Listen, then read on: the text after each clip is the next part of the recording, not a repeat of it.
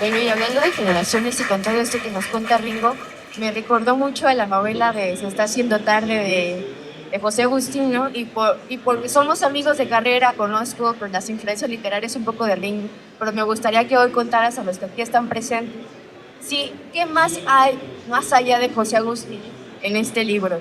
¿Cuál es tu biblioteca literaria con la que se pudo haber conformado cuando pasa el temblor? Porque a pesar de que hay varias referencias, quiero que tú nos digas estrictamente cuáles son, pues, el rompecabezas con el que se jugó este estilo de narrativa, porque ya nos dijiste que son referencias a historias que te ha contado tu familia, pero sabemos que hay más, hay una construcción totalmente literaria ahí. Cuéntanos un poco sobre eso.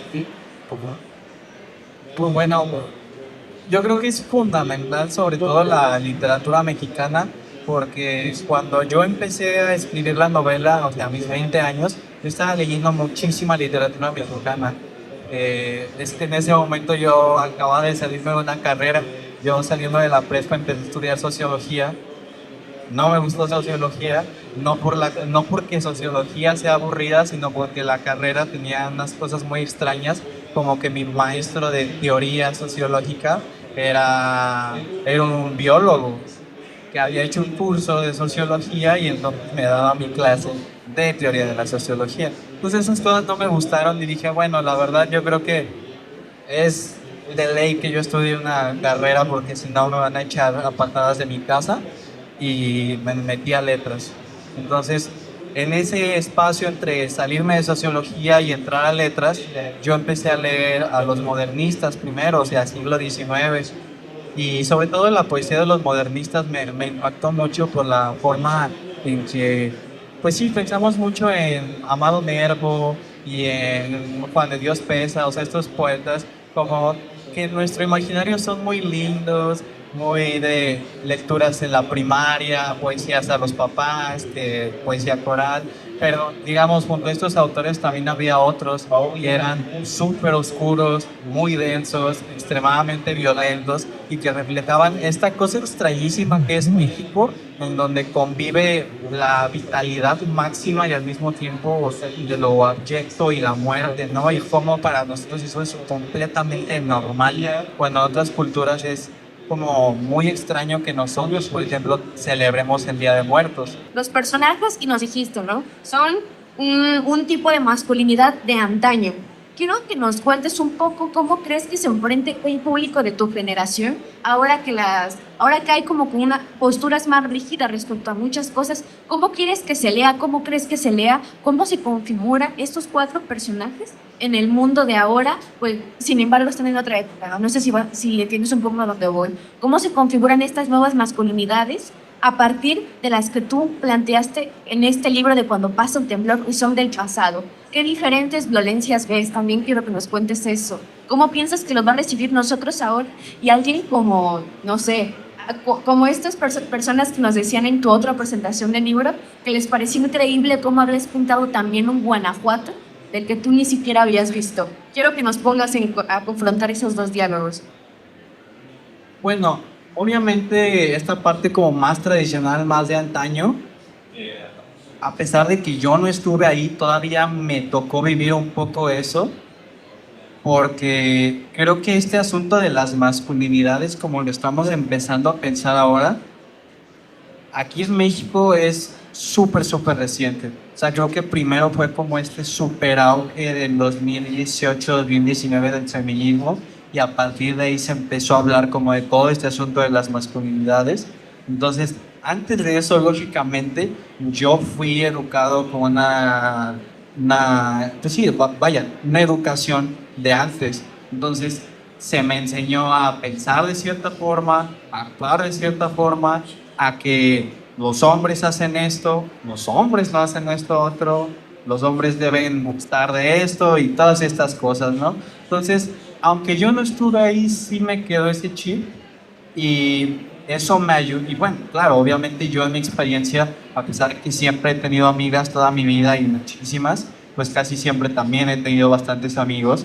Y como les digo, en escuelas públicas, primaria, secundaria, prepa, te empapas de todo eso y como son épocas en las que no sabes muy bien quién eres, ni qué quieres hacer, ni cuáles son exactamente tus valores, te mueves mucho a raíz de, bueno, es que yo no pienso eso, pero yo voy a decir esto en voz alta porque quiero agradarte o porque quiero formar parte de tu grupo. Entonces, hay un personaje especialmente en la novela que se llama Jorge, que es el peor de todos, ¿no?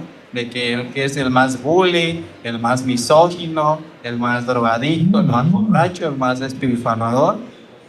Y en ese sentido, como que traté de poner todo eso que yo viví en esa época más adolescente, más infancia en él, para que reflejara un poco esta tradición antigua.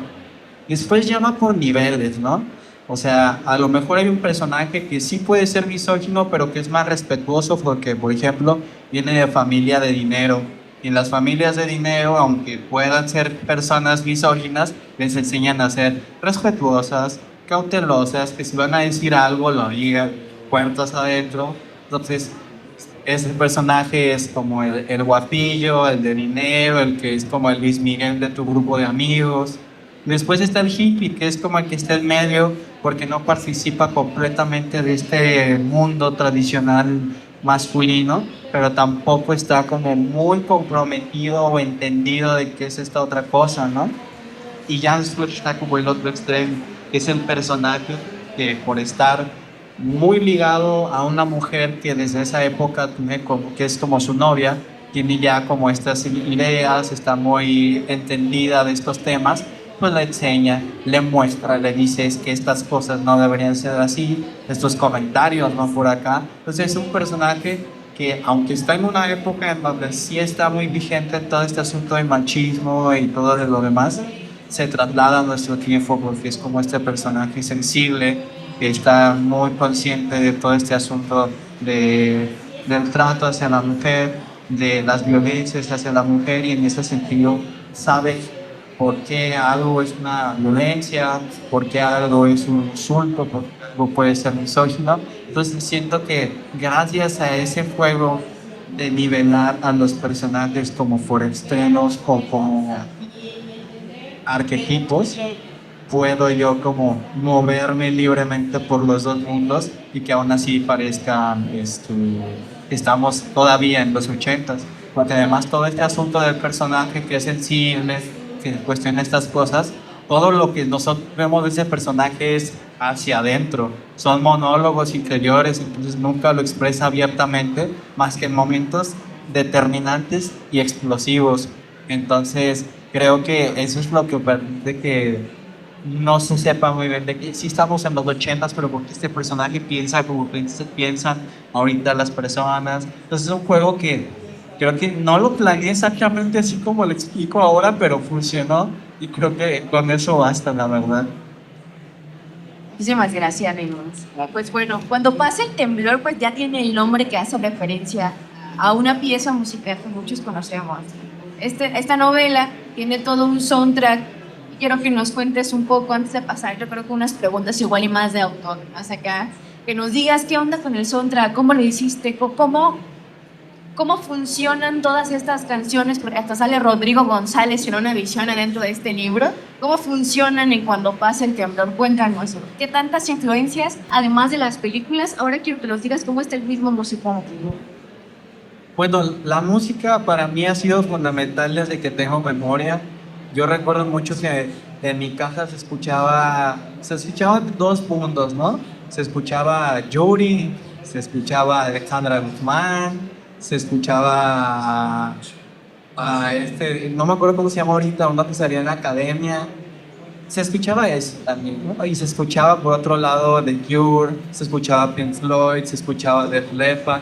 Entonces yo estaba como en esos dos mundos, pero para mí siempre fue más atractivo como este mundo del rock, porque la iconografía del rock en los 80 se volvió muy interesante porque yo sin haber escuchado Iron Maiden ya me encantaba el mismo Iron Maiden porque los álbumes tenían un arte padrísimo, había un concepto, se contaba una historia en la imagen del álbum, abrías el disco y había ilustraciones, letras.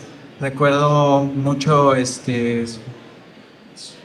que mi papá tenía un cuadro gigantesco que ahorita yo lo tengo, que ya está en mi cuarto, de este personaje de Iron Maiden saliendo de la pared. Entonces para mí eso era como muy alucinante porque era no solo estoy escuchando a Yuri cantar una historia así de rompimiento de corazón y de tristeza y de lamento, sino que estoy viendo pegado en la pared un momento que sucede en el disco. Entonces como que yo escuchaba la música y mi papá me contaba, es que en esta canción pasa esto, ¿no? Por ejemplo, en The Wall de Pink Floyd me explicó de canción 1 a canción final qué sucedía en ese disco. Y obviamente pues digo, paréntesis, a mí Pink Floyd me encantó porque yo odié toda mi vida, todavía odio la escuela y siempre he pensado que la escuela ha estado como imposibilitando mi verdadera educación.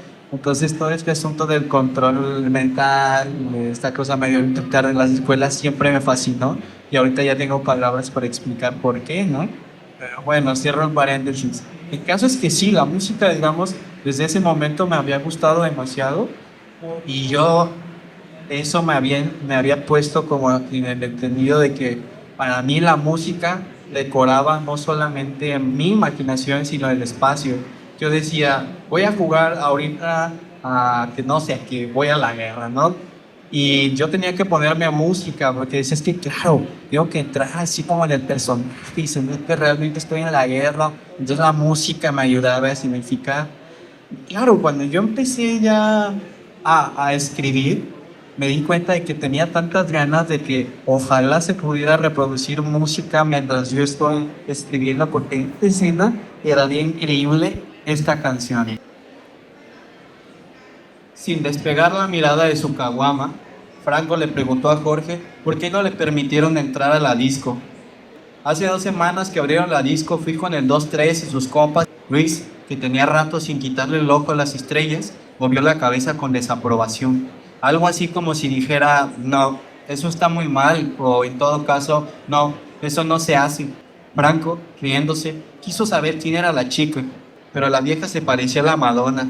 ¿Y luego qué pasó? Pues le eché los caldos a la Madonna y resultó que la vieja era novicita del hijo de mi encargado. No se quiso discutir el tiro conmigo para ver quién se quedaba con ella. Dice que no peleaban y le gustaba arreglar los problemas con violencia y puras faladas de ese tipo. Yo le dije, no, y que lo siento en un cabezazo, contó Jorge antes de darle otro trago a su caguama. Con decirte que hasta me sacaron una foto y dicen los 3 que la pegaron junto a la barra. Si hubiéramos entrado, se las presumía. ¡Qué imbécil!, musitó Tonatiuh. Franco y Jorge voltearon a verlo. Luis miró de reojo, fingiendo que seguía absorto en las estrellas. ¿Cómo dices que qué imbécil? Esas cosas no se hacen. Bueno, ¿y tú qué sabes? No mucho, solo que el karma es un boomerang, empezó a decir Tonatiuh con lentitud, cerrando los ojos. Estas palabras hicieron un eco redundante en la cabeza de Jorge. La energía que propagas y cosechas en tu vida, en el mundo, algún día se te va a regresar con toda la fuerza del universo. Una fuerza que se parece a la de Dios o que viene es la fuerza misma de Dios. Y aunque te dé risa, maestro, no importa en cuál creas o si crees o no, ni si es de aquí o de allá, si es blanco, azul, negro o rojo, ni si es cristiano, judío, budista, ni si es Clapton, Gilmour o tu Padre Santísimo Jimi Hendrix. Eso es lo de menos. Lo que quiero decir es que se trata de algo superior a nosotros y ahí está la cosa.